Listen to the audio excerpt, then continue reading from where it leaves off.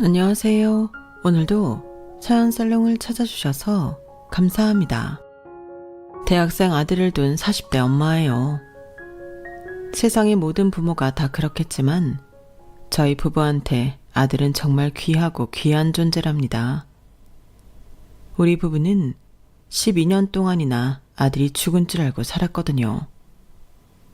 어떻게 이런 일이 일어날 수 있었는지 기가 막히지만 뒤늦게라도 아들을 찾을 수 있어서 얼마나 다행이었는지 몰라요. 하지만 그건 그거고 우리 가족한테 씻을 수 없는 상처를 입힌 죄 지은 인간은 단죄해야 하지 않겠습니까?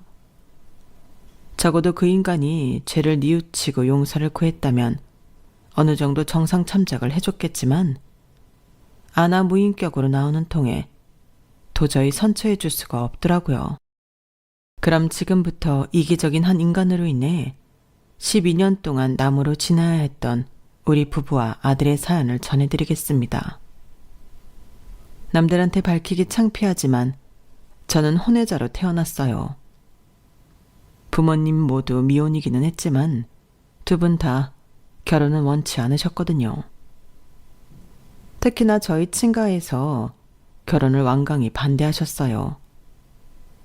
저희 친가와 달리 외가 형편이 많이 안 좋았거든요. 경제력만 그런 게 아니라 그 외에도 문제가 많았어요. 외할아버지는 술과 도박에 빠져 사는 분이었고 외할머니는 술집을 하고 계셨는데 그래서 저희 엄마 역시 학창시절부터 동네에서 노는 애로 유명했었대요. 서울대 법대생이었던 아빠가 엄마를 만나게 된 건 군입대를 앞둔 친구 환송애 때문이었어요. 술에 취한 아빠 친구들은 옆 테이블에 있던 엄마 친구들과 합석을 했고 술이 약한 아빠는 필름이 끊긴 채 엄마와 하룻밤을 보냈던 거예요. 이건 어디까지나 할머니가 해주신 얘기라서 100% 정확하다는 보장은 없지만 엄마가 의도적으로 아빠한테 접근한 건 사실인 것 같더라고요. 병원장 아들의 서울대 법대생. 엄마로서는 이 남자를 잡으면 하루아침에 인생 역전에 성공할 거라고 생각을 했을 거예요. 하지만 저희 할머니가 그렇게 호락호락한 분이 아니었어요. 애를 낳든 말든 상관없다며 무슨 일이 있어도 결혼은 안 된다고 못 박으셨거든요. 그러자 발등에 불이 떨어진 외할아버지께서 어떻게든 협상을 하려고 달려오셨어요. 아니, 처녀를 임신시켜놓고 나 몰라라 하면 그만입니까? 알만한 분들이 이래도 되는 겁니까? 내 딸 인생 책임지세요. 안 그러면 우리도 가만히 있지 않을 겁니다. 하지만 할머니는 눈 하나 깜빡 않으셨어요. 그 책임을 왜 우리한테 묻습니까? 내 아들이 그 딸 겁탈이라 됐답니까? 술에 취해 정신도 없는 내 아들을 여인수까지 끌고 들어간 건 그 집 딸이에요. 오히려 우리가 피해자라고요. 이렇게 찾아와도 소용없습니다. 시집도 안 간 여자가 애를 가졌으니 그것만큼 큰 흠이 어딨겠어. 하지만 남자는 다르죠. 우리 애야 똥밟았다 생각하면 그만입니다. 어디 한번 마음대로 해보세요. 그러자 외할아버지는 기세 등등하던 모습은 온데간데 사라지고 비굴하게 흥정을 시작했어요. 그렇게 지어진 결론은 아이를 낳아 보내면 그의 딸은 보상금을 주겠다는 거였어요. 판돈이 필요했던 외할아버지로서는 나쁘지 않은 조건이었고 엄마 역시 저희 아빠에 대해 애정이 있었던 건 아니었기 때문에 결정에 따르기로 했어요. 그래도 10달을 품어 낳은 자식인지라 모정이 있었을 텐데 저희 엄마는 아니었나 봐요. 저를 넘겨주면서 다른 말 없이 딱 이 말만 했대요. 전에 주신 돈은 아버지가 다 가져가서 노름으로 날리셨어요. 고생은 내가 있는데 나한텐 아무것도 없다고요. 그러니 저한테도 돈을 좀 주셔야겠어요. 안 그러면 너무 억울하잖아요. 피덩이 자식을 앞에 두고 돈 얘기를 하는 엄마를 보고 아빠는 한숨을 쉬었어요. 그건 기세기로 유명한 저희 할머니도 마찬가지였죠. 자식 가지고 흥정하는 거 보니 차라리 다행이다. 그래, 네가 원하는 돈 주마. 대신 앞으로 애 문제로 우리 집에 기웃댔다간 쥐도 새도 모르게 죽을 줄 알아. 알겠니? 그렇게 저는 엄마한테 버려진 채 친할머니 손에 자랐어요. 저희 엄마한테는 표독하게 굴었던 할머니였지만 저한테만큼은 세상 누구보다 자애로운 분이셨어요. 핏줄에 대한 애착이 무척이나 강한 분이셨거든요. 거기다 학구열도 강한 분이셨어요. 비록 저희 할머니가 제 또래 친구 엄마들에 비해 연세는 많으셨지만 아들을 서울대 법대에 보낸 분 아니겠어요? 전문 얼마들보다도 학원 정보나 거회 선생님 선택이 탁월하셨어요. 할머니 치맛바람 덕분에 저는 초등학생 때부터 학교 수업 외에 전과목 거회와 예체능 학원 수업을 받았어요. 전교 1등은 물론 예능적으로 교내외 대회를 휩쓸 정도였어요. 그러기 위해서 저는 잠도 줄여가며 노력을 해야 했는데 거기에는 그럴 만한 이유가 있었어요. 할머니는 항상 제게 이런 말씀을 하셨거든요. 넌 뭐든 1등을 해야 해. 그래야 아무도 널 무시 못한다. 알겠니? 널 낳아준 여자가 그 모양만 아니었어도 할미가 이렇게 널 닥달하지는 않았을 거야. 이게 다 애미 잘못 만난 탓이다 생각해라. 할머니는 제게 헌신적인 분이셨지만 그에 못지않게 어린 가슴에 상처도 많이 입히셨어요. 엄마 얼굴도 모르는 제 앞에서 저희 엄마를 두고 천박하다거나 못 배워 먹었다거나 돈에 자식 팔아먹는 년이라는 말을 서슴지 않으셨어요. 지금 생각해보면 학대나 다름없는 말들이었지만 그런 할머니를 막아줄 사람이 제 곁엔 없었어요. 아빠는 당시 결혼을 앞두고 있던 상황이라 저한테 신경 쓸 여력이 없었고 할아버지는 늘 병원 일로 바쁘셨으니까요. 그렇게 저는 할머니의 막말에 나름 힘겨운 시간을 보내야 했어요. 하지만 얼마 지나지 않아 그래도 할머니 품에 있을 때가 좋았다는 생각을 하게 됐어요. 아빠와 결혼한 분은 사업을 하는 집 딸이었는데 결혼도 비즈니스라고 생각하는 분이셨어요. 애초에 사랑 없이 서로 조건을 맞춰서 한 결혼이라서 저라는 존재 역시 함께 살아야 할 자식이 아닌 협상엔 포함된 조건 중 하나일 뿐이었어요. 그러니 처음부터 애정을 기대하기 힘든 관계였죠. 윤정아, 잘 들어. 난 네 아빠 아내로 이 집에 들어온 사람이지 네 엄마로 들어온 사람은 아니야. 그렇다고 널 방치하지는 않을 거야. 널 돌보는 것도 내가 지켜야 할 의무 중 하나니까. 사랑은 못 주겠지만 책임은 다할게. 우리는 딱 그 정도 관계면 괜찮을 것 같아. 새엄마는 그동안 할머니가 짜두었던 제 학업 일지를 전면 수정했어요. 그 많던 과외와 예체능 학원을 다 정리하고 보습학원 한 군데만 보내셨어요. 하지만 학원 수업이 길어서 방과 후부터 저녁 9시까지 학원에서 머물러야 했어요. 그때는 그저 과외를 끊고 학원 수를 줄이다 보니 어쩔 수 없다고 생각했었는데 거기에 제가 모르는 이유가 있었더라고요.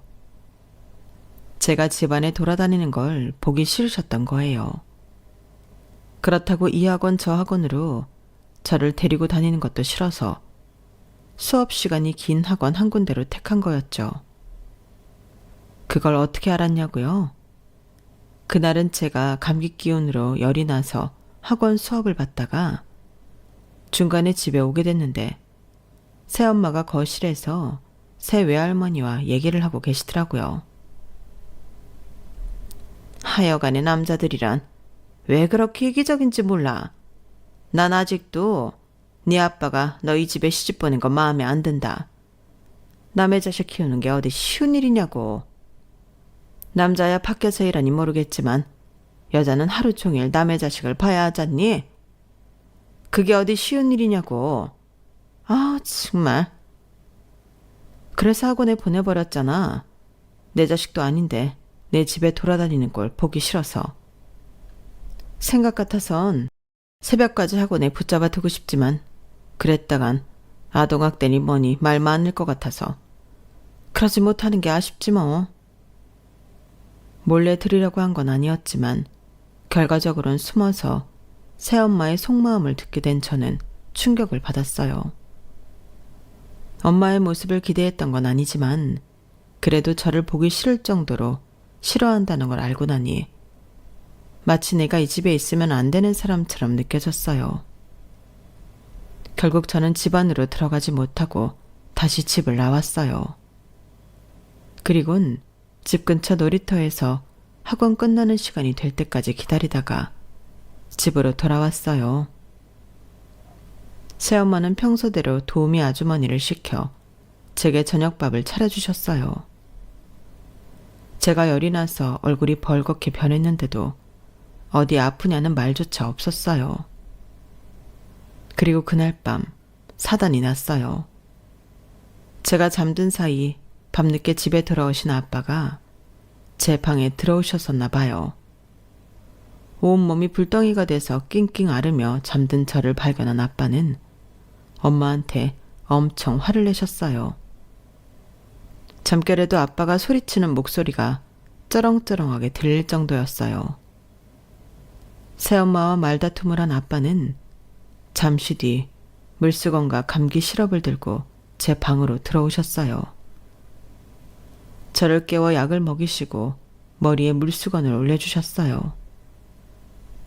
그리고는 물끄러미 저를 바라보고 계시더라고요. 아빠, 나 그냥 할머니 집에서 살면 안 돼? 왜? 새엄마랑 같이 사는 거 싫어서 그래? 아니, 내가 할머니랑 같이 살고 싶어서 그래. 아빠는 말없이 잠시 생각에 잠기셨다가 무거운 표정으로 그건 안 된다고 말씀하셨어요. 이제는 새엄마랑 같이 사는 것도 익숙해져야 해. 가족이니까. 가족이라는 말이 이상하게 멀게만 느껴졌어요. 나는 그 가족에 포함되지 않는다는 걸 아빠만 모르는 것 같아 가슴이 답답했어요. 하지만 더는 아빠를 조르지 않았어요. 어느 집에 살든 저는 그 집 가족이 아닌 건 똑같았으니까요. 제가 6학년이 되던 해 새엄마는 제 여동생을 낳았어요. 동생을 낳기 전에도 저한테는 관심이 없던 엄마였지만 동생이 생기고 나니 그 차이가 더 심해졌어요. 관심만 없는 건 상관이 없는데 저에 대한 경계심이 더 심해진 건 문제였어요. 제가 동생 곁으로 가기만 해도 신경질적으로 화를 냈거든요. 누가 이 방에 들어오래? 내가 말했지? 이 방엔 얼씬도 말라고. 아줌마, 윤정이 데려가요. 얘 이 방에 얼씬도 못하게 하라고 그랬잖아요. 제가 전염병 환자도 아닌데 새엄마는 마치 제가 더러운 세균 덩어리라도 되는 것처럼 동생한테서 멀리 떨어뜨리려고 했어요.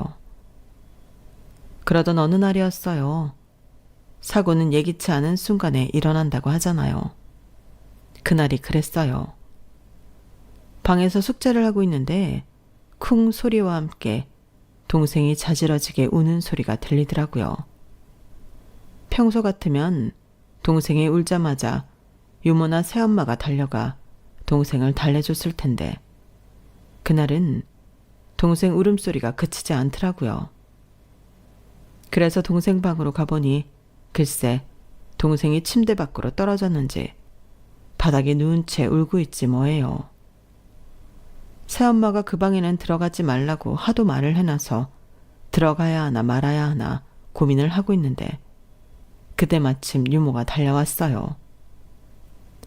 세상에, 잠깐 전화 받으러 나간 사이에 이게 무슨 일이야? 유모는 제 동생을 안고는 다친 데는 없는지 살피기 시작했어요. 딱히 다친 곳은 없어 보이자 안도하는 모습이었죠. 그런데 그때 갑자기 동생이 뭔가를 개워내기 시작한 거예요. 그리고는 축 늘어져 버렸죠. 겁에 질린 유모는 119에 신고를 했고 잠시 뒤 도착한 구급차를 타고 병원으로 향했어요. 저도 따라가고 싶었지만 유모가 동생 때문에 정신이 없어 보여서 그냥 혼자 집에 남았어요. 그렇게 몇 시간이 흘렀을까요? 동생이 걱정돼서 잠도 못 자고 뜬 눈으로 침대에 누워 있었는데 현관문 소리가 들리더라고요. 그리곤 잠시 뒤 제 방문이 벌컥 열리고 새엄마가 들어왔어요. 잔뜩 화가 난 표정으로 무섭게 다가와 손바닥으로 제 머리를 때리더라고요. 그러자 뒤따라 들어온 아빠가 새엄마를 말리며 소리쳤어요. 당신 지금 뭐 하는 짓이야? 얘가 우리 윤지 죽일 뻔했다고. 너 내가 윤지 방에 들어가지 말라 그랬지? 너 나한테 복수하려고 윤지 바닥에 던진 거 내가 모를 줄 알아? 아니에요. 윤지가 우는 소리가 들려서 방에 갔지만 안에는 안 들어갔어요. 거짓말 하지 마. 네가 그 방에서 나오는 거 봤다는데 어디서 거짓말이야? 새엄마는 저를 때리려고 또다시 손을 치들었어요. 그러자 아빠가 새엄마 팔을 잡았어요. 윤정이가 아니라고 하잖아. 그러게 왜 애를 방에 혼자 둬? 괜히 윤정이 잡을 생각 말고 유모부터 당장 잘라. 앞으론 남한테 애 맡기지 말고 당신이 직접 보라고. 아빠는 새엄마를 제 방 밖으로 밀어내곤 저를 다시 침대에 뉘어주셨어요. 새엄마한테 맞은 머리가 아프긴 했지만 동생 생각이 먼저였어요. 아빠, 윤지는요? 윤지가 아까 막 토하고 그랬는데. 의사 선생님이 그러는데 좀 놀라긴 했지만 괜찮대. 그러니까 걱정 말고 자. 아빠, 나 그냥 할아버지 집에 가서 살면 안 돼? 그러고 싶어. 아빠는 말없이 저를 바라보시기만 했어요. 그리고 며칠 뒤 저는 본가로 들어가 살게 되었어요. 6학년 2학기가 다 끝난 시점이라 중학교는 본가 근처에서 다니게 되었죠. 본가에 들어간 이후로는 또다시 학원과 과외에 치여 살게 됐지만 그래도 누구 하나 저를 이방인처럼 보는 사람은 없었어요. 부모 보살핌 대신 할머니 할아버지 보살핌을 받고 살 수 있었죠. 물론 할머니는 여전히 저를 낳아준 엄마 욕을 하곤 했지만요. 제가 본가로 온 이후로 동생을 본 건 명절 때랑 할머니 할아버지 생신 때뿐이었어요. 새엄마가 그때 외에는 본가를 찾지 않았거든요. 그래도 아빠는 한 달에 딱 2번 저를 보러 와주셨어요. 솔직히 딱 그 정도가 좋더라고요. 아빠가 나를 자식으로 생각하고 마음을 써준다는 걸 알 수 있는 그 정도면 충분하다고 생각했어요. 본가에 살면서 할머니 치맛바람 덕분에 온갖 사교육을 경험하게 된 저는 K대에 합격을 했어요. 고등학생 때까지는 내가 원하는 인생이 아니라 할머니께서 바라시는 인생을 살았지만 대학에 들어가고 나니 더는 그렇게 살고 싶지 않았어요. 강의 빠졌다고 집에 연락할 담임 선생님도 없고 성적으로 차별하는 사람들도 없어서 주변 눈치 볼 일이 없었거든요. 물론 할머니께선 여전히 성적을 강요하셨지만요. 높은 성적을 받아야 남들보다 좋은 직장에 들어갈 수 있고 그래야 결혼할 때 내세울 게 하나라도 더 생기는 거라고 하셨지만 저는 그러기 싫었어요. 결혼을 위한 직장이 아닌 내가 원하는 일을 하고 싶었거든요. 지금이라도 내가 뭘 잘할 수 있는지, 뭘 하고 싶은지 그걸 찾고 싶어서 굳이 돈이 필요하지 않은데도 각종 아르바이트를 해댔어요. 과 동기들은 제가 학비를 버느라 열심히 알바를 하는 줄 알 정도였 말이죠.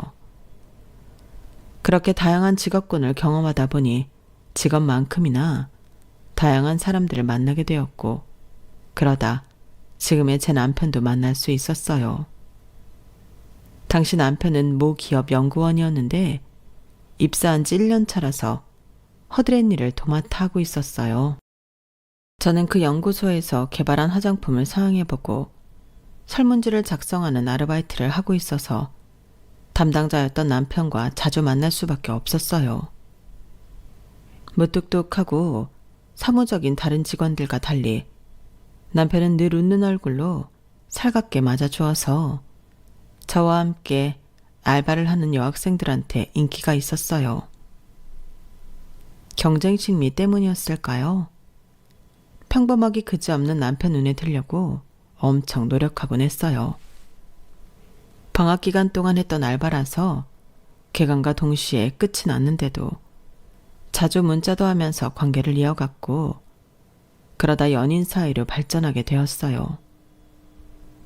제가 졸업을 앞둔 상황이어서 취업 준비로 바빴지만 그래도 우리는 매일 만날 수 있었어요.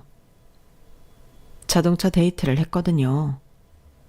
제가 도서관에서 밤 늦게까지 공부를 하고 있으면 남편이 먹을 걸 사서 저희 학교로 찾아왔고, 집까지 차로 데려다 주는 게 데이트 코스였죠. 자기도 회사 일로 많이 힘들 텐데도 거의 10개월을 하루도 빠짐없이 저를 데리러 와주는 남편을 보니 내가 사랑받고 있다는 걸 실감할 수 있었어요. 평생 부모한테도 못 받아본 극진한 대접을 남한테 받고 있다니 한편으론 씁쓸하기도 했어요. 누구는 결혼 상대자를 처음 봤을 때부터 이 사람과 결혼하게 되겠다는 걸 알았다고 하지만 저는 그 정도는 아니었어요.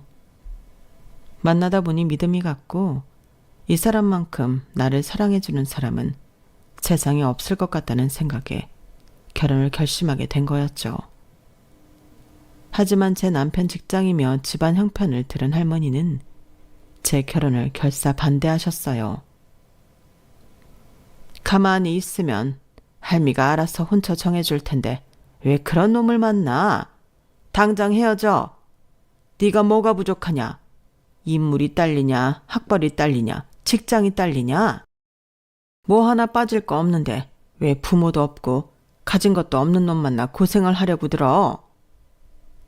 할머니는 좋은 혼처를 찾아주겠다고 호언장담하셨지만 할머니 눈에 차는 집안 중에 혼외자인 저를 받아줄 집은 없다는 걸 저도 다 알고 있었어요.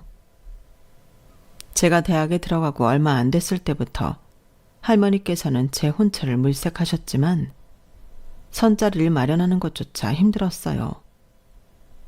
본처한테 자식까지 있는 마당에 혼외자를 며느리로 삼으려는 집은 없었으니까요. 할머니, 저 주제 파악 정도는 할 줄 알아요. 할머니 말씀대로 제 외가는 형편없잖아요. 도박 중독 외할아버지에 술 장사하는 외할머니, 자식을 돈 받고 파는 엄마까지 최악이죠. 그런데 그런 핏줄을 가진 저를 누가 데려가고 싶어 하겠어요? 할머니가 말씀하시는 좋은 집안에서는 저 절대 안 데려가요. 할머니도 아시잖아요. 그러니까 제가 원하는 결혼하게 해주세요. 저는 남은 인생이라도 행복하게 살고 싶어요. 너 지금 그게 이 나이 때까지 널 키워준 할매한테 할 소리냐? 그럼 지금까지는 행복하지 않았다는 거야 뭐야? 검은 머리 짐승은 거두는 게 아니라더니 네가 이렇게 내 뒤통수를 칠 줄은 몰랐다. 아휴, 내 팔자야. 내가 널 어떻게 키웠는데 천박하고 염치 없는 지혜미를 닮아선 날 이렇게 힘들게 해. 네가 원하는 결혼 어림도 없다. 잔말 말고 이참에 일도 그만둬라. 네 혼처 잡힐 때까지 집에서 조신하게 있어. 할머니는 제가 다니는 회사까지 찾아와 직장 상사한테 제가 회사를 그만둘 거라고 말씀하셨고, 그때마다 저는 할머니와 실랑이를 해야 했어요.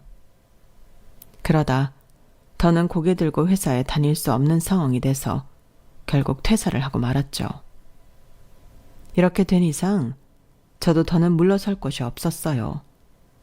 가급적 어른들의 허락을 받고 결혼 생활을 시작하고 싶었지만 이렇게 저를 몰아세우니 어쩌겠어요. 세기의 사랑은 아니었지만 결혼을 위한 도피를 할 수밖에요. 당시 남편은 경기권에 있는 회사에 다니고 있어서 그쪽에 원룸을 구해 살고 있었거든요. 저는 아빠와 할머니, 할아버지께 말씀 안 드린 채 제 집만 챙겨서 남편 원룸으로 들어갔어요. 그리곤 거기서 신혼을 시작했어요. 남편이 일찍 부모님을 여의고 친척집에서 자란 터라 이렇다 할 가족이 없기도 했고 저 역시 집에선 결혼 허락을 못 받은 처지라서 따로 식은 올리지 않고 혼인신고만 했어요. 뒤늦게 제 결혼 사실을 알게 된 아빠가 아파트를 사주셔서 얼마 뒤 이사를 했어요. 사실 남편도 저도 집을 받고 싶지 않았지만 아빠는 그렇게라도 부모 노릇을 하고 싶어 하셔서 염치불구하고 받게 되었어요. 할머니는 당신 뜻을 거스르고 집을 나간 손녀딸이 용서가 안 되시는지 당신 죽거든 장례식에도 오지 말라고 하시더라고요. 남편과의 결혼 생활은 지금까지 제가 살아왔던 것과는 전혀 다른 생활이었어요. 주변 눈치도 안 봐도 되고 내 의지대로 자고 일어나고 먹으며 살 수 있었으니까요. 남편 외벌이로도 생활을 하는데 무리는 없었어요. 식구가 딸랑 둘인 것도 그렇고 아무래도 집 문제로 나가는 돈이 없어서 그랬을 거예요. 딱히 걱정이 없는 생활이었죠. 그러다 보니 아기도 일찍 생겼어요. 함께 산 지 2달 만에 임신을 했으니까요. 저희 집 근처에는 40분 거리에 위치한 산부인과가 딱 하나 있었는데 그래서 인근 지역에서 몰려든 산모들로 늘 북적였어요. 그게 좀 아쉽긴 했지만 그렇다고 서울까지 갈 수는 없잖아요. 자연분만의 경우 언제 출산을 하게 될지 모르는 거라서 집 근처 병원을 이용하는 게 나으니까요.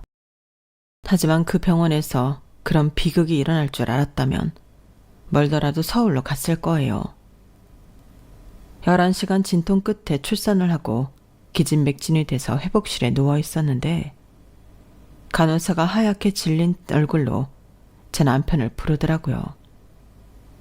졸음이 쏟아져서 거의 반은 잠에 취해 있던 저는 무슨 일인지 궁금하기는 했지만 몸이 천근만근이라 무거운 눈꺼풀을 뜰 수가 없었어요.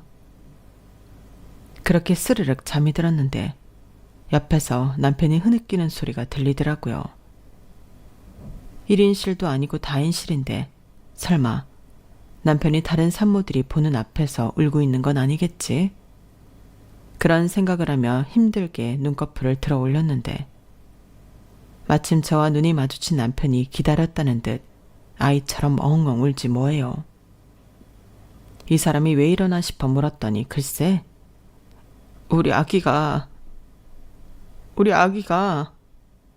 우리 아기가 왜? 무슨 소린데 제대로 알아듣게 말을 해봐.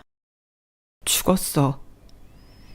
그 한마디에 심장이 쿵 내려앉는 것 같았어요. 그래서 성치 않은 몸으로 아기를 보겠다고 일어나려는데 남편이 그런 저를 꼭 끌어안고는 그러더라고요. 이미 늦었다고요. 제가 긴 산통 끝에 출산을 하고 까무러치다시피 해서 거의 10시간 가까이 잠들었던 모양이었어요. 그 사이 우리 아기는 무지개 다리를 건넜고 사망 선고까지 받은 상태였죠. 10달을 품어서 이제 겨우 얼굴을 보나 했더니 제대로 안아보지도 못하고 자식을 떠나보내게 되자 온전한 정신으로 버틸 수가 없었어요. 제가 하도 울부짖고 난동을 피워서 1인실로 옮기게 되었는데 정신을 차려보니 뒤늦게 소식을 듣고 달려오신 할머니가 제 곁을 지키고 있었어요. 아빠와 의사인 할아버지는 담당 의사한테 정확한 사인을 들으러 갔다고 하더군요. 장례식에도 찾아오지 말라고 했던 할머니는 자식을 잃은 손녀딸 손을 꼭 잡아주셨어요. 그리곤 이게 다 당신 탓이라고 하셨죠. 내가 고집만 부리지 않았으면 네가 이런 병원에서 자식을 잃지는 않았을 텐데 이게 다 내 죄다. 그러니 원망하려거든 이 할머니를 원망해. 불쌍한 것. 어쩜 이리 팔자가 기구하니. 할머니는 혼이 나간 사람처럼 멍하게 천장만 바라보고 누워있는 제 옆에서 한참을 우셨어요. 할머니는 당장 서울에 있는 병원으로 옮기자고 하셨지만 제가 거절을 했어요. 만사가 귀찮고 사람들 꼴도 보기 싫고 손가락 하나 까딱하기 힘들 정도로 지쳐 있었거든요. 그래서 아빠와 할머니, 할아버지를 돌려보내고 조용히 병실에 누워 있었어요. 남편은 내일 병원에서 바로 출근할 수 있도록 출근 준비를 해서 오겠다며 집으로 갔고요. 그런데 밤늦게 누가 병실 문을 두드리더라고요. 간호사인 줄 알았는데 환자복을 입고 있는 걸 보니 산모 같았어요. 제 또래의 젊은 여자는 잠깐 들어가도 되겠냐고 묻더군요. 그러라고 했죠. 우리 같은 병실에 있었는데 나 기억나요? 앞 침상에 있었는데. 사실 기억도 안 났어요. 거의 실신 직전에 병실에 실려와 잠이 들었고 눈을 뜨자마자 청청병력 같은 소리를 들었으니까요. 그래 기억이 안 난다고 했더니 그럴 줄 알았다고 하더군요. 실은 나도 2년 전에 자식을 떠나보냈어요. 자식이라고 하기도 뭐하죠. 세상 빛도 못 봤으니까. 뱃속에서 사산했거든요. 그래서 그쪽 심정 조금은 이해해요. 겪어보지 못한 사람은 모를 거예요. 얼마나 억울하고 답답하고 또 미안한지. 그런데요, 그쪽 잘못 아니니까 자책하지 마세요. 나도 자식 잃고 다 내 탓 같아서 많이 힘들었는데 그런 게 아니더라고요. 그저 그럴 수밖에 없었던 일인 거예요. 지금은 내 말이 위로가 안 되겠지만 그래도 이 얘기를 해주고 싶어서 들렀어요. 내가 오지랖이 넓었죠? 그날 그 여자의 행동이 오지랖인지 뭔지 모르겠지만 그 순간 제가 위로를 받은 건 사실이에요. 할머니의 위로도 남편의 위로도 모두 뜬구름같이 느껴졌었지만 저처럼 자식을 잃어본 생면부지 여자의 말은 제 마음에 와닿았으니까요. 고마워요. 그런데 이름이 어떻게 되세요? 저는 강윤정이에요. 난 서정연이에요. 산모 이름표 보니까 나이도 같던데 우리 친구 할래요? 느닷없이 늦은 밤 제 방으로 찾아온 정연 씨 덕에 저는 자식 잃은 슬픔에서 조금씩 헤어나올 수 있었어요. 그러다 정연 씨가 퇴원을 하던 날 제 병실을 찾아왔는데 가슴에 갓난 아기를 안고 있더라고요. 사내아이라고 했어요. 내 아들도 그렇게 되지만 않았다면 지금쯤 내 품에 안겨 있었을 텐데 하는 생각을 하니 정연 씨가 참 부럽더라고요. 그런 제 마음을 알았는지 정연 씨가 조심스런 표정으로 물었어요. 한번 안아볼래요? 그 말을 듣자마자 저도 모르게 팔을 뻗었어요. 그리곤 조그맣고 따뜻한 아기를 품에 안았는데 저도 모르게 눈물이 쏟아지더라고요. 어머, 내가 괜한 짓을 했나 봐요. 미안해요, 윤정씨. 아니에요. 고마워요. 아이를 안아볼 수 있게 해줘서. 정연 씨는 남편이 주차장에 차를 대놓고 있어서 그만 가봐야 한다며 병실을 나섰어요. 정연 씨가 나가고 한참이 지났지만 아이를 안아보았던 팔에 온기가 여전히 남아있는 기분이었어요. 생명의 따스함이 이런 거구나 생각하게 되었죠. 퇴원을 한 이후에도 정연 씨와는 연락을 이어갔어요. 제가 정연 씨 집에 찾아가기도 하고 아이가 돌이 지난 후에는 정연 씨가 아이를 데리고 저희 집에 놀러 오기도 했어요.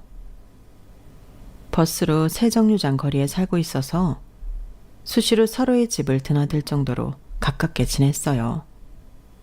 그러다 보니 정연 씨 아들인 지훈이도 제가 자주 돌보게 되었어요. 정연 씨가 일이 있을 때면 지훈이를 저희 집에 맡겼거든요. 처음엔 지훈이를 집에 데려오는 걸 반대하던 남편은 어느 순간부터 저만큼이나 지훈이한테 애정을 쏟기 시작했어요. 여보, 근데 말이야. 신기하게 지훈이가 당신 얼굴을 많이 닮은 것 같지 않아?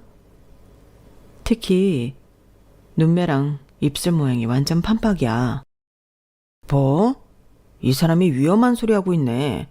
당신 정연 씨한테는 그런 소리 하지 마. 괜히 오해 산다고. 남편은 말은 그렇게 했지만 지훈이 얼굴을 찬찬히 살피며 자신이랑 정말 닮았나 가늠해보는 것 같았어요. 우리 부부는 이후에도 아기를 가지려고 노력을 했지만 좀처럼 잘 되지 않았어요. 난임 클리닉에도 가봤지만 소용이 없었죠. 우리 부부한테 허락된 아이는 세상을 떠난 아기 한 명뿐이었나 보다 생각하니 더 가슴에 사무치도록 아기가 보고 싶더라고요. 그럴 때마다 친구 아들인 지훈이 사진을 보며 마음을 달랬어요.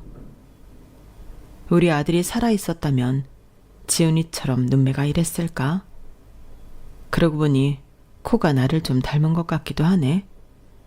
이런 생각을 하다 보면 이상하게도 지훈이가 마치 우리 자식같이 느껴지더라고요. 그건 어쩌면 지훈이가 자라는 동안 거의 모든 순간을 함께 했기 때문인지도 모르겠어요. 지훈이 돌 때부터 유치원 입학식과 졸업식, 그리고 초등학교 입학식까지 행사 때는 항상 저도 함께 했었거든요. 친구 남편이 회사 일로 바빠서 행사에 참여하지 못한 탓에 제가 그 자리를 채울 수 있었던 거죠. 친구는 매번 미안해했지만 저로서는 무척이나 반가운 초대였어요.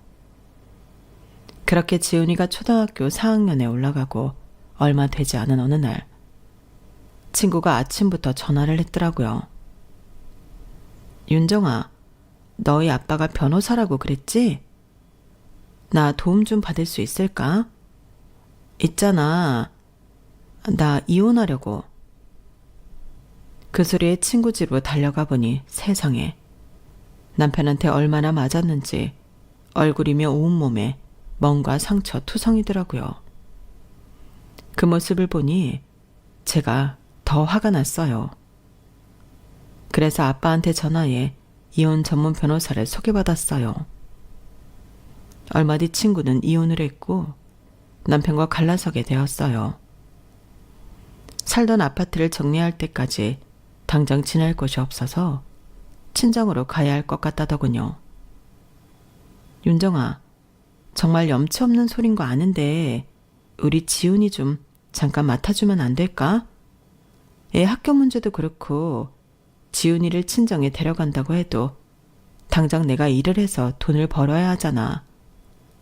친정 아버지도 일을 하시는 터라 집에 지훈이를 봐줄 사람이 없어. 애를 낯선 곳에 데려가 방치하는 것 같아서 말이야. 부탁 좀 할게. 저야 상관없었지만 그래도 남의 자식을 맡아 키우는 건데 남편 동의를 받아야 한다고 생각했어요. 그래서 남편한테 전화해 의향을 물었더니 사정이 딱하니 어쩌겠냐며 그러라고 하더군요.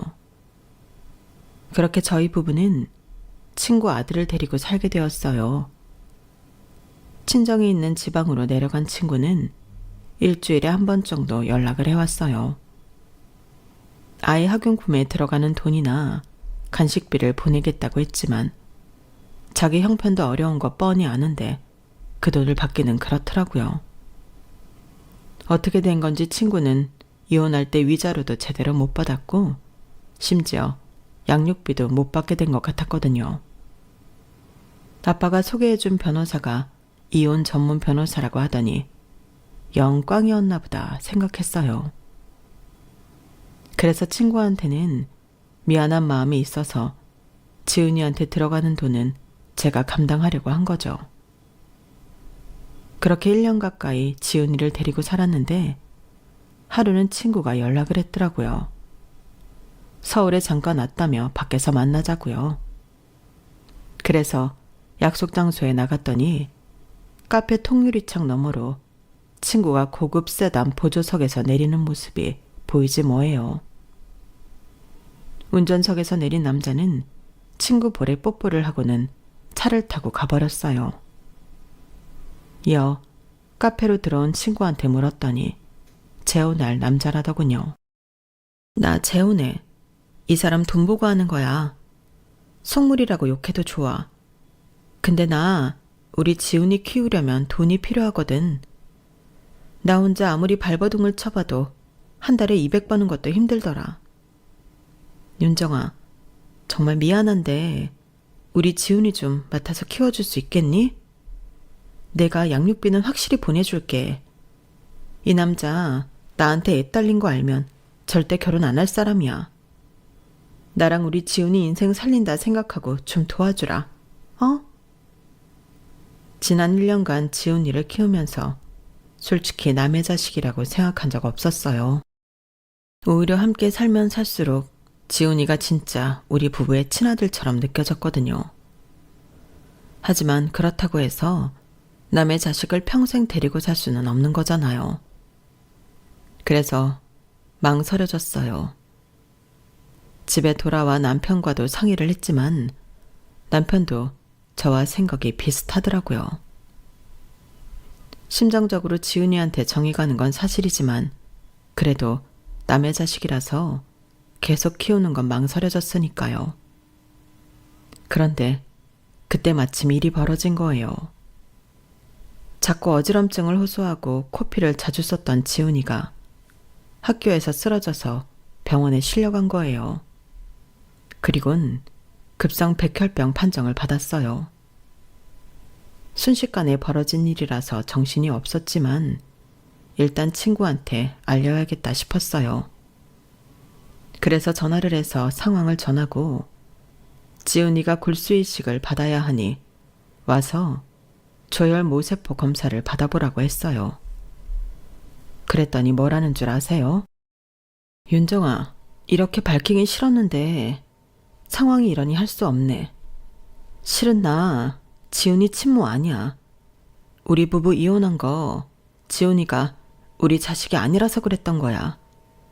상황은 안 됐지만 지훈이랑 나 혈연관계가 아니라서 내 골수가 지훈이한테 맞는다는 보장도 없다고. 그게 무슨 소리야? 네 아들이 아니라니. 친구 전 남편은 지훈이가 자신과 닮은 구석이 없는 게 의심스러워서 DNA 검사를 받았다나 봐요. 그 결과 지훈이가 친자가 아니라는 걸 알았고 친구의 외도를 의심하며 이혼 소송을 벌인 거죠. 하지만 친구 역시 외도를 한 적이 없기에 지은이랑 DNA 검사를 했었나 봐요. 그랬더니 충격적이게도 친구와도 모자관계 불일치 판정이 나온 거죠. 내 생각인데 아무래도 병원에서 아이가 바뀐 것 같아. 순간 그 말에 온몸에 전율이 오르는 것 같았어요. 전부터 지훈이가 남편과 저를 많이 닮았다는 생각을 해온 터라 혹시나 하는 생각이 들더라고요. 그래서 지훈이랑 우리 부부의 친자검사부터 했어요. 그랬더니 세상에 일치하더라고요. 그때는 죽은 줄 알았던 자식을 찾았다는 기쁨과 생사를 오가는 우리 아들을 살려야 한다는 생각에 누구의 잘못으로 이런 비극이 일어난 건지 시시비비를 가릴 처지가 아니었어요. 남편과 저는 서둘러 저혈 모세포 검사를 받았어요. 남편 골수는 아이와 맞지 않았고 다행히 저는 이식이 가능하다고 하더군요. 그래서 골수 이식 수술 날짜부터 잡았어요. 그러는 사이 아빠는 지훈이를 저희 부부 호적에 올리는 일을 맡아서 진행해 주셨죠. 친구는 지훈이를 키울 의사가 없었기 때문에 생각보다 쉽게 서류 정리가 끝날 수 있었다고 하더군요. 지훈이의 수술도 잘 끝나서 회복 단계에 들어가게 되었고 모든 게 제자리로 돌아갔어요. 12년 만이었죠. 아빠는 제가 출산을 한 병원에 소송을 제기하자고 하셨지만 잃어버렸던 자식도 찾았고 지훈이 수술도 잘 됐기 때문에 소송은 하지 않기로 했어요. 더군다나 친구 덕분에 지훈이의 어린 시절을 곁에서 지켜볼 수 있었으니 그나마 다행이다 싶었거든요. 지훈이한테는 그간 벌어진 일들을 알기 쉽게 설명을 해주었어요. 아이가 혼란스러울 테니 한동안은 우리 부부가 노력을 해야겠다 생각했는데 생각보다 빨리 지훈이가 우리를 받아들이더라고요. 그렇게 시간이 흘러 올 초에 우리 아들은 대학에 들어갔어요. 그리고 우리 가족은 8년 전 일이 무색할 정도로 평범한 가정의 부모 자식 간으로 살게 되었죠. 그런데 하필 이때 불편한 진실을 마주하게 된 거예요. 할머니께서 돌아가셔서 대학병원 장례식장에서 장례를 치렀는데 거기서 친구의 전 남편을 보게 된 거예요. 친구 전 남편은 지훈이가 우리 부부와 함께 있는 걸 보고는 알아듣기 힘든 말을 하더군요. 와, 이제 보니 지훈이가 누구 자식인지 단박에 알겠네요. 이것들이 남의 집 자식 가지고 장난을 쳤던 거네. 친구 남편은 얼굴이 붉게 달아올라선 그동안 우리가 알지 못했던 이혼 사유를 전해주었어요. 정확한 이혼 사유는 제 친구의 외도였더라고요. 나중에 알고 보니 그 산부인과 의사놈이랑 바람을 피웠더라고요. 그 자식 애를 임신해놓곤 내 애라고 거짓말을 했다고요. 난 겉도 모르고 남의 자식을 12년이나 키운 거고요. 지훈이랑 친자 확인까지 했다 그랬죠? 그럼 답은 뻔하네. 이거 다 그 년놈이 벌인 짓이라고요. 생각해보세요. 우리나라 산부인과에서 애가 바뀔 확률이 얼마나 되겠어요? 80년대도 아니고 2000년대에. 누가 의도적으로 바꾼 게 아니라면 이게 말이 안 되는 거라고요. 어쩐지 이혼 소송할 때 그년이 지훈이가 지 자식이 아니라고 하면서도 병원에 소송 걸 생각은 않더라니. 그렇게 돈 좋아하는 년이 돈 벌 기회를 마다하는 거 보고 이상하다 싶었는데 아주 역대급 막장 드라마였구만. 말인즉슨 우리 아기가 바뀐 건 친구와 그 병원 의사 소행이라는 거였어요. 그 말을 듣는데 순간 저 밑에서부터 분노가 치밀더라고요. 그 긴 세월을 나와 내 남편을 속이고 거짓말을 해온 사실이 도저히 용서가 안 됐어요. 감히 내 자식을 가지고 장난질을 쳐? 죄도 없는 그 어린 거 인생을 망쳐가면서? 도저히 용서 못해. 다 죽여버릴 거야. 사회에서 생매장 시켜버릴 거라고. 내 자식을 자기 필요할 때 써먹고 필요가 끝나자마자 우리 부부한테 떠넘겼다는 사실에 태어나서 처음 사리까지 느끼게 되더라고요. 8년 전 소송을 걸라는 아빠 말에 죽은 줄 알았던 자식 찾은 걸로 만족하겠다고 했던 게 이렇게 후회가 될 수가 없었어요. 그때 소송을 했더라면 추악한 인간들을 진작에 처리할 수 있었을 테니까요. 하지만 늦었다고 생각할 때가 가장 빠른 거란 말이 있잖아요. 친구도 병원 의사도 그동안 많은 걸 잃어놓았으니 차라리 잃을 게 많아진 지금 무너뜨리는 것도 괜찮다 싶었어요. 복수의 파급이 8년 전보다 오히려 더 클 테니까요. 할머니 장례가 끝나고 아빠 로펌으로 가서 정식으로 이번 소송을 의뢰했어요. 어떻게든 그 인간들한테 가장 큰 타격을 줄 수 있도록 재판 설계를 해달라고 부탁드렸죠. 실형을 살게 된다면 최대치로 살게 해주시고 벌금형밖에 안 된다면 받을 수 있는 한 최대치로 받아주세요. 그리고 그와 별도로 우리 가족이 상처받은 거 이상으로 그 인간들한테 상처 주고 싶어요. 그것들 인생 개박살 내고 싶다고요. 아빠, 도와주세요. 살면서 이렇게 간절히 누군가를 미워해 본 적이 없어요. 날 버린 엄마도, 나를 괴물 취급하던 새엄마도 이렇게 미워하지 않았으니까요. 나한테 상처 준 인간들은 잊을 수 있지만 내 자식한테 상처 준 인간들을 절대로 용서할 수 없는 거잖아요. 그래서 머리에 꼭 꽂은 미친년처럼 친구년과 의사놈 인생을 개박살 내려고 달려들었어요. 아직 재판 결과도 나오지 않은 상황이지만 이미 의사놈은 병원도 망하고 이혼까지 당하고 말았어요. 제가 내연녀와 짜고 남의 아이까지 빼돌린 사실을 적은 피켓을 목에 걸고 병원 앞에서 1인 시위를 했거든요. 누군가 그걸 동영상으로 찍어 인터넷에 올렸고 그 사실은 의사 부인과 그 자식들한테까지 전해지게 되었어요. 환자 아이를 바꿔치기 했다는 소문에 그 병원을 찾는 환자가 줄어버린 건 당연한 수순이었고요. 그리고 친구녀는 어떻게 됐냐고요? 재혼해서 사모님 소리 듣고 잘 산다길래 그 남편 회사 게시판에 대표 부인이 벌인 막장 스토리를 올렸죠 뭐. 벌금형을 받을 각오를 하고 벌인 일이었어요. 덕분에 친구녀는 남편한테 이혼 소송을 당했고 그 과정에서 결혼 후에도 다수의 남자들과 외도를 벌인 사실이 밝혀져서 상간남들 부인들한테 위자료 청구 소송까지 당하게 됐더라고요. 걸레는 빨아도 걸레라고 운 좋게 인생 역전을 하고도 재벌릇 개 못 주고 더럽게 살다가 결국 똥통에 빠지게 된 셈이었죠. 이제 저와의 소송으로 실형까지 살게 되면 아주 인생이 구제하기 힘들 정도가 될 것 같네요. 지금 이렇게 사연을 적으면서도 속에선 천불이 오르내리고 있어요. 내 아이가 죽었다는 말을 듣던 순간이 떠올라 울컥하기도 하고요.